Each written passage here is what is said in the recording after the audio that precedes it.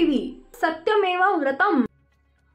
शेतकऱ्यांसाठी आधुनिक तंत्रज्ञानाचा उपयोग करून अधिक उत्पादन मिळवण्याचा यशस्वी प्रयोग हिंगोली येथील कृषी विज्ञान केंद्राने केव्हीके जिल्ह्यातील शेतकऱ्यांसाठी नवा आदर्श निर्माण केलाय। केव्हीके हिंगोली संस्थेचे अध्यक्ष शिवाजीराव माने व प्रमुख डॉक्टर पी शेळके यांच्या मार्गदर्शनाखाली जिल्ह्यातील शेतकऱ्यांसाठी सुधारित शेती तंत्रज्ञानाचे प्रशिक्षण व प्रात्यक्षिके नियमितपणे आयोजित केली जात आहेत। याच उपक्रमाचा एक भाग म्हणजे कृषी विज्ञान केंद्राच्या फार्मर पॉली हाऊस आणि शेडनेट हाऊस उभारणी।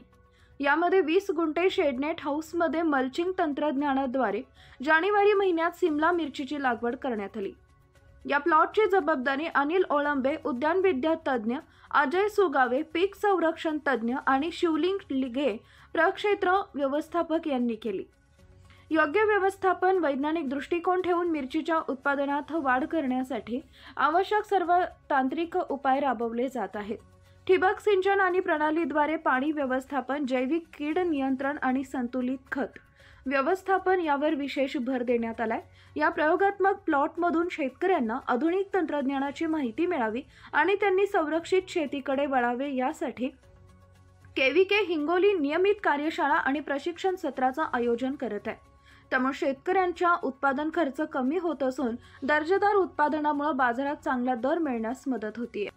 नमस्कार शेतकरी बंधूंनो, मी प्राध्यापक अनिल ओळंबे, विषय तज्ञ उद्यानविद्या कृषी विज्ञान केंद्र तोंडापूर जिल्हा हिंगोली येथे कार्यरत आहे।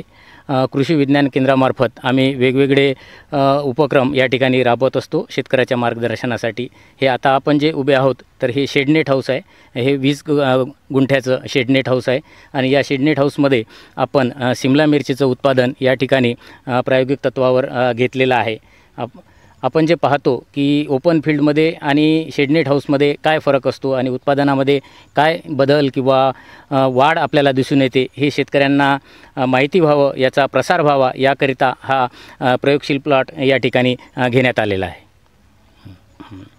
तर हे आपण या ठिकाणी शिमला मिरचं इंद्रा हे वाण या ठिकाणी निवडलेलं आहे। याची सुरुवातीला आपण रोपं आपल्या कृषी विज्ञान केंद्राच्या नर्सरीमध्ये तयार करून घेतले आणि नंतर 4 बाय 1.5 वर याची आपण इथे लागवड केलेला आहे। लागवड करण्याकरिता आपण मल्चिंगचा वापर केलेला आहे।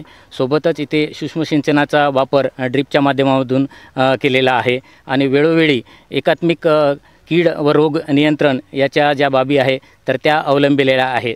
आपण पाहताच की बाहेरच्या फील्डपेक्षा आपण शेडनेटमध्ये किंवा प्रोटेक्टेड कल्टिवेशनमध्ये जर भाजीपाला लागवड अशा प्रकारची केली तर आपल्याला निश्चितच त्याच्यामध्ये क्वालिटीमध्ये वाढ होतो, उत्पादनामध्ये वाढ दिसून येते आणि सोबतच त्यामुळे आपल्याला भावसुद्धा जास्त मिळतो। सोबत आपण ऑफ सीझनसुद्धा भाजीपाल्याचं किंवा अशा मिरची पिकाचं उत्पादन आपण घेऊ शकतो।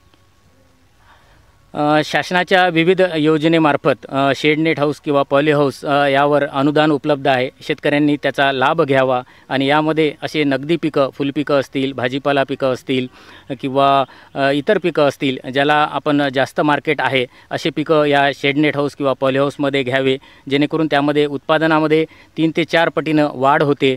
सोबतच त्याची क्वालिटीसुद्धा सुधारते आणि आपण ऑफ सीझनमध्ये हा माल घेऊ शकतो। निश्चितच त्याला चांगलं मार्केट आपल्या जिल्ह्यातलं असेल किंवा बाहेरच्या मार्केटसाठी सुद्धा आपण त्याचं विक्री करू शकतो।